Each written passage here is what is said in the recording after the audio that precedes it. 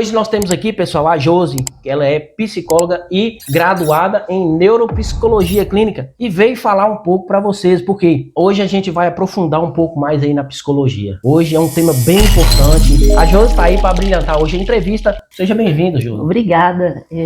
Para quem está assistindo, né, eu não sei qual vai ser o horário, mas né, bom dia, ou boa tarde, ou boa noite. Isso. Primeiramente, eu agradeço o convite, porque eu acredito que a psicologia ela tem muito a acrescentar quando ela busca especializações na área para ajudar na saúde mental. Eu trabalho com a neuropsicologia clínica. Trabalhei uma época com os leitos de saúde mental no Hospital de Porteirinha e hoje eu sou a supervisora acadêmica lá de psicólogos que vão fazer estágio. Porteirinha, o Hospital de Porteirinha continua aqui dentro, no coração, é porque às vezes a gente procura outros cursos de vida, né, de caminhos, mas nada que impeça de um dia eu estar lá novamente, né? Isso. Então, assim, a neuropsicologia clínica, hoje a gente não vê, por exemplo, naquele CAPS trabalha uma neuropsicóloga. Só que eu sempre digo o seguinte, não trabalha uma neuropsicóloga, mas toda psicóloga ela tem uma especialização ali. Dificilmente uma psicóloga ela vai ali formar e não vai se especializar em algo. Então, por trás daquela psicóloga no CAPS, ela tem uma especialização. Tem. Ela pode ter, né, vários tipos de especializações, né? Hoje eu trabalho com a neuropsicologia clínica, que além de fazer avaliações neuropsicológicas,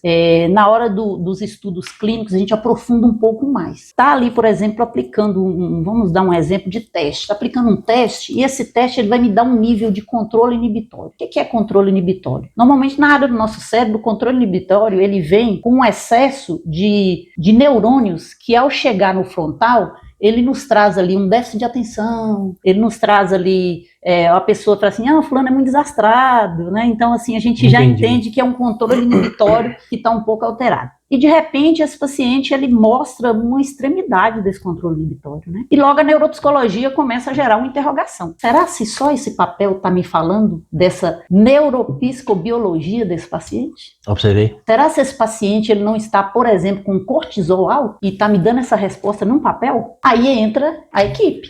Normalmente a gente pede um médico, né? Ou pode ser um nutricionista, né? Solicita quando a gente está trabalhando em equipe, né? E a neuropsicologia sugere, vamos solicitar aí, né? Esse exame aí. É um estudo, digamos que mais aprofundado. Clínico, é um estudo anatomo-clínico. Como que funciona aí? Esse comportamento, ele está isolado realmente só no diagnóstico ou ele está remetido também a uma questão fisiológica desse paciente? Entendi. Porque se tiver desregulado, a gente vê que aquele como se diz, aquele percentil ali, ele tá meio duvidoso, né? Só o exemplo do TDAH, a gente vê aqui que tem só o atento, predominantemente desatento, tem o que é impulsivo e tem o que a gente chama de combinado, que é tudo junto. Tudo junto. Será se esse que tá me dando uma resposta de combinado, ele não tá desregulado e ele é só um predominantemente desatento? Ô, Josi, para a saúde mental, hoje em si, pra gente aí que é do CAPS-AD, que é o que droga, né? É perceptível que o paciente, usuário a tempos de álcool, ele começa a ficar um pouco demente, porque é fato, você vê o paciente ele fica mais lento. A neuropsicologia, ela entra para investigar essa questão aí da demência que o paciente... Eu já recebi alguns encaminhamentos bem interessantes de avaliação neuropsicológica, quando fala assim, investigar, como se fosse investigar a saúde do corpo caloso. Aí, o que é o corpo caloso, né, desse cérebro? Como que eu vou investigar isso, né? Só tem ali uma tomografia. Pessoal, presta atenção aí. Né? A tomografia ali, quem é que tá? Que é o neurologista, que é a função dele, mas onde é que a neuropsicologia entra junto com o neuro ali? Onde é que cabe? Então, assim, primeiro a gente tem que entender o que é o corpo caloso. Nós temos aqui as duas áreas do nosso cérebro, lado direito e esquerdo. No meio, nós temos o corpo caloso. É como se fosse assim, se ele não existisse, essas duas áreas não se conversam. Então o corpo caloso está aqui. Só que esse corpo caloso, para ele ligar essas duas áreas, ele tem, a gente chama de feixos, de fibras, como se fossem umas fibrazinhas, né? Depois quem quiser, né, dá uma pesquisada lá, corpo caloso, vocês vão ver lá, é bem interessante. E aí o que acontece? No decorrer do tempo, diante do vício, né, diante da quantidade de surtos que esse paciente tem. Cada surto ocorre, por exemplo, queima neural. O que acontece com essa questão desse corpo caloso? Ele começa a, de certa forma, enfraquecer para dar essa conexão dos dois. E aí, vamos dar um exemplo aí, agora nós vamos dar exemplo desse controle inibitório. É um paciente que, o pouco que você fala, ele já se altera e perde totalmente essa paciência e perde o controle. É um paciente que ele é mais fino, tudo que você fala com ele, mais sensível, tudo que você fala com ele já estoura. E esse corpo caloso, ele tem a captação, por exemplo, o corpo caloso aqui, o meu, um exemplo. Eu tô aqui, não tô sentindo calor, mas você poderia estar sentindo muito calor. E eu falo, mas não tá fazendo calor. Ele receptou a sensação do ambiente, que pode ser calor, voz, vento, tudo. E aí ele distribui. Só que você fala pra mim assim, Josi, eu tô com muito calor. Eu falo, mas eu não tô. Tá acontecendo. Poderia ser o exemplo também dos pacientes que... eu tô vendo bicho. E isso? Enfraquece, né? Começa a enfraquecer. E o que acontece? Quando esse corpo caloso pega essa sensação e distribui, ele distribui para racionalizar e para emocionar. Quando ele tá enfraquecido, ele sobrecarrega a emoção. Ele sobrecarrega o lado direito. E a gente vê muito isso, por exemplo, nos quadros de autismo. Por exemplo, você tá ali num som, tá forte o som aqui no seu ouvido, e você, nossa, esse som não tô dando conta não. Aí você faz o quê? Você sai daquele local. O corpo caloso fez uma distribuição, olha, se você está sentindo, vai te prejudicar, se afaste. O que acontece na maioria dos autistas? Eles paralisam e entram em crise, porque sobrecarregou o lado direito, que é o lado maior da emoção, né? Então é uma forma de racionalização. Então a gente encontra, por exemplo, muitas essas situações aí, nessas questões, né, de transtornos causados por álcool, por drogas, porque começa realmente a ter essa maior sensibilidade. Igual eu citei aqui, que o paciente, às vezes, você tá no corredor e tal, Rafa, eu não consegui dormir à noite porque eu tava vendo o bicho. Faz parte, então, um pouco aí dessa... Faz parte desse uma das sensações. Faz parte, porque de toda forma ele tá tendo o quê? Ele tem delírio, tem alucinação, e tudo isso vai vir dessa conexão. Então aí vem a interrogação, né? Como que a equipe vai agir? Isso, para justamente. rebaixar isso? Normalmente, quando a gente trabalha em equipe, é tão bom que várias áreas vai entrar ali ajudando, né? Então a gente entende, por exemplo, existem estudos, normalmente esses artigos mais os artigos fora do Brasil, mas a gente traduz para ler, né? Então existem estudos que falam, por exemplo, sobre a esquizofrenia e uma barreira hematoencefálica, por exemplo, que ela gira em torno de uma fisiologia que quando você aprofunda em descobrir nível de serotonina, nível de B12, nível de D, você começa a entender como que aquela parede intestinal, por exemplo, ela faz uma ligação com o seu cérebro, como que ela está lançando. Ela está lançando de forma saudável? Aí vem a pergunta, Josi, mas a parede do intestino, com esses exames aí, né? Aí a hora que... Aí o que acontece? Porque existe um exame que junto com ele vai nos trazer essa resposta. Não precisa, porque o médico vai estar dando uma olhada e analisando ali. Chama calprotectina fecal, que é um exame que normalmente os médicos pedem para descobrir doenças mais graves do intestino. Só que para esses casos de saúde mental, ele é muito importante. Então, quando a gente faz discussão de caso ali, e fala assim, mas será se a parede intestinal desse paciente, ela está realmente absorvendo as vitaminas e lançando para ter neurotransmissor suficiente? Eu já tive pacientes que a serotonina, por exemplo, a gente espera uma serotonina para estar estável, no mínimo ali 101, eu já peguei paciente de 280 e a D lá embaixo. E Josi, assim, entra na parte agora clínica de exame. Quais são os exames, assim? Porque tem um exame físico, né? O contato psicólogo com o paciente, que é visual, verbal, e os exames laboratoriais, exemplo aí, tá? Esses exames normalmente, por exame exemplo, de sangue, exame de sangue, exame de imagem, né? Então aí tem o médico que pede, que é uma função do médico, a nutricionista pode pedir também, aí entra em discussão do caso, né? Por exemplo, olha que interessante, igual eu falei no início, vamos lá, a nutricionista está no mesmo caso que eu ali atendendo, aí ela pega e vai e pede, cortisol, tal, tá tudo desregulado. Aí ela fala assim, Josi, você estava avaliando esse paciente aí nos testes, como é que tá os testes do controle inibitório? Eu falo, nossa, foge totalmente da curva. Aí ela fala, ó, tá desregulado. Né? Tá desregulado aqui. Então nós não podemos pôr a conta só na questão mental, não. A fisiologia tá desregulada. Pessoal, hoje que tá nos assistindo aí, a Josi, hoje ela chegou com um tema aí bastante interessante, porque assim, a gente vem com vários programas e cada profissional que vem é de uma área específica. E o programa de hoje, pessoal, eu tô aqui parado, eu só tô... É bacana demais. a neuropsicologia. Ô, Josi, uma das perguntas aí, que o editor vai colocar, editor, dessa vez você coloca a pergunta aí. A questão do paciente, aqui do tratamento hoje, álcool e drogas, ele relata muito tentativa de autoextermínio. Como que os neuropsicólogos estudam isso aí? Essas questões a gente olha muito... né? A gente olha muito a questão principalmente da predisposição. Por que a gente olha a predisposição, né? Por exemplo, existem alguns testes que os nossos psicólogos podemos aplicar que a gente vê nível de ansiedade, nível de depressão, né? Então aí a gente vai e agrega isso, faz um cruzamento de dados, por exemplo, com histórico familiar. Então a gente começa a descobrir que aquele desejo do suicídio, ele não está só isolado porque a pessoa entrou no álcool, na droga e não conseguiu vencer.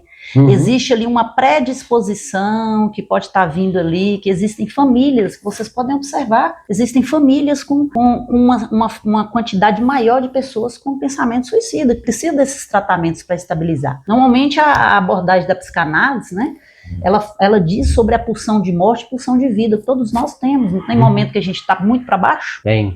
Eu podia morrer logo. Quem diz que quer morrer, não quer. Teve um isso aí paciente, é só um mal-estar momentâneo, não é isso? É natural. Teve um paciente que falou assim, eu queria suicidar, mas eu sou medroso. Olha que interessante. Mas você sabe por quê? Porque a pulsão de vida dele está em cima, a de morte está embaixo. Esses que chegam a fazer, a gente sabe que eles não querem, mas é porque naquele momento está ao contrário. A de morte está em cima e a de vida está embaixo. E nós vivemos assim, oscilando. Bem interessante. A gente vive oscilando, né?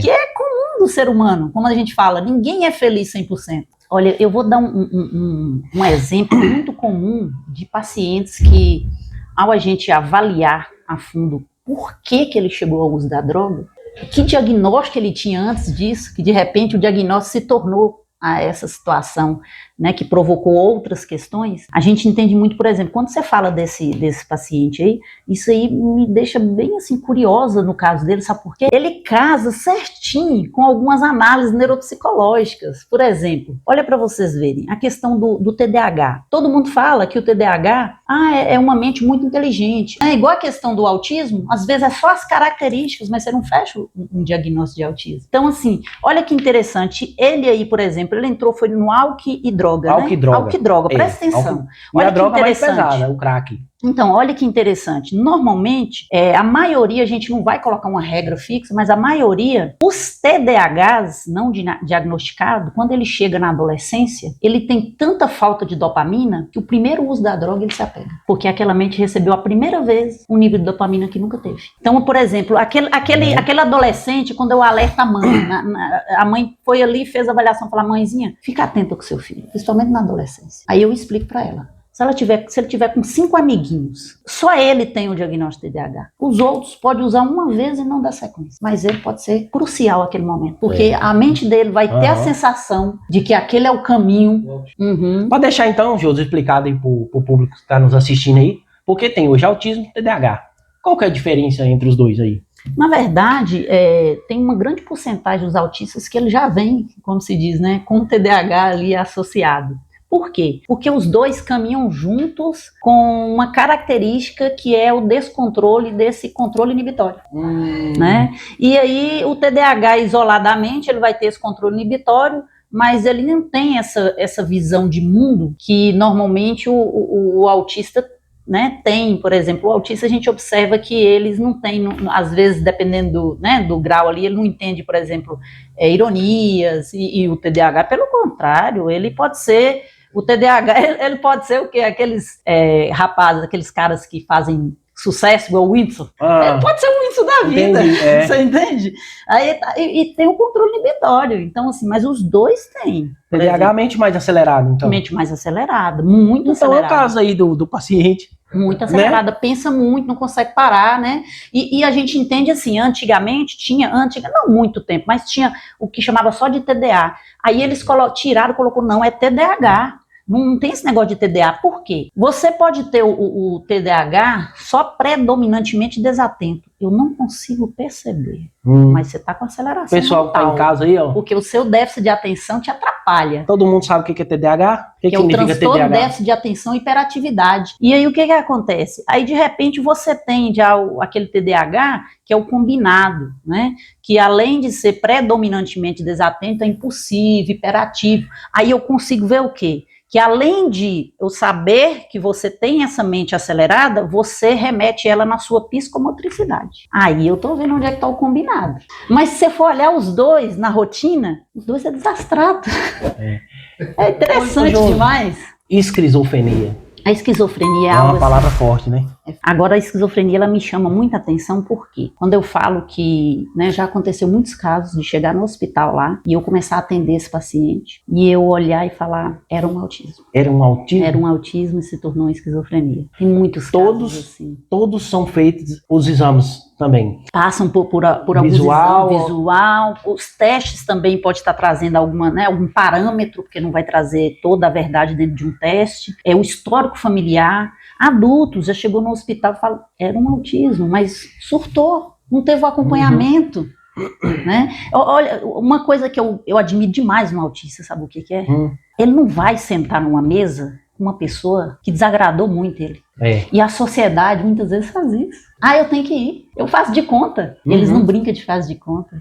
Eles são puros. É uma pureza, você entende? É uma pureza, já reparei isso já. Por quê? Então, eu já tive pacientes que veio até a mim, que neurologista encaminha para avaliar o que está acontecendo, se é um autismo, se não é. Por quê? Que agora, na vida adulta, de repente, ele se chateou com uma única pessoa dentro de um setor todo, ele não vai mais naquele local. É interessante. Tá a rigidez cognitiva, né? A mente humana, ela é muito interessante de ser estudada. Demais. É muita coisa. O cérebro humano é incrível. O cérebro humano é muita coisa. Então, é ele que manda no resto do corpo. É muito interessante. E por isso aí, pessoal, que a gente trouxe Josi aí.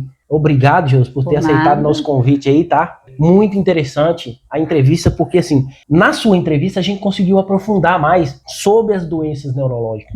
Porque assim, nós trabalhamos em equipe, a equipe de enfermagem, medicação, banho, os psicólogos, né, com atendimento psicológico, o médico, né, mas a neuropsicologia é muito interessante. Você falou uns negócios aqui que eu... aprofunda mesmo. Até o editor ali ficou...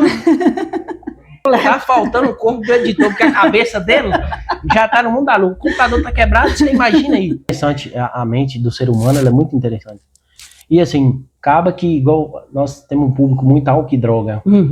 Daí você já vê, álcool e droga na mente. E você tem noção da quantidade dessas pessoas que se envolvem com álcool e droga, que a maioria, ela tem uma grande possibilidade de ter um QI acima da média? E o QI acima da média, ele traz características do autismo, mas não é o autismo, porque ele caminha com controle inibitório, também igual. Aí o que acontece? Aí essa pessoa, ela começa a ter tantas ideias, tantos planos, que ele não consegue executar esses planos diante da visão que tem. Aí ele começa a entrar num declínio e de repente, num momento de tristeza, usa a droga. Eu já tive muitos pacientes que chegou para investigar o autismo. Aí descobriu. Adulto. Não é o autismo. Você tem um QI, eu não sei nem se você está regulado fisiologicamente, porque isso aí o médico com certeza vai te pedir alguns exames. Mas olha para você ver, se o seu QI está em torno de 120, e eu não sei se você está totalmente regulado, porque em alguns momentos você me apresentou alguma ansiedade, seu QI pode ser mais do que isso. E eles começam a se isolar socialmente. Eles começam a se isolar. Aí esse isolamento, fala assim, é o autismo. Aí começa a interrogação de tanto diagnóstico, né? Tem que ter cuidado. É aí que entra o álcool e a droga. Então, pessoal, hoje a gente teve aí a ilustre presença de Josi, tá? Neuropsicóloga. Atende aqui em Janaúba, tá bom? Ô, editor, coloca pra mim, por favor, o Instagram dela, viu? Dessa vez ele vai colocar, viu, Josi? Queria agradecer você, viu, Josi? De coração, tá? Agradecer você pela entrevista. E hoje a gente aprofundou um pouco mais. A Josi falou sobre o TDAH, sobre o autismo, falou um pouco da esquizofrenia. A Josi, que é neuropsicóloga, é neuropsicanalista também, como é? Eu sou neuropsicóloga e a minha abordagem é da psicanálise. E muitos estranham, porque normalmente a neuropsicologia ela entra com o TCC. Então foi uma entrevista bacana, não perca, tá? Não deixa de seguir o Instagram, vai lá dar seu joinha. Vamos deixar o Instagram da Josi aí também. Foi um prazer, Josi, receber você aqui. E vai ter mais oportunidade de você voltar para falar de outros temas. Espero ter você aqui mais vezes aí, tá bom? Eu que agradeço o convite e um abraço a todos. Até a próxima. Pessoal, fiquem com Deus. Oh, Deus abençoe. prazer, muito obrigado, viu? Um abraço.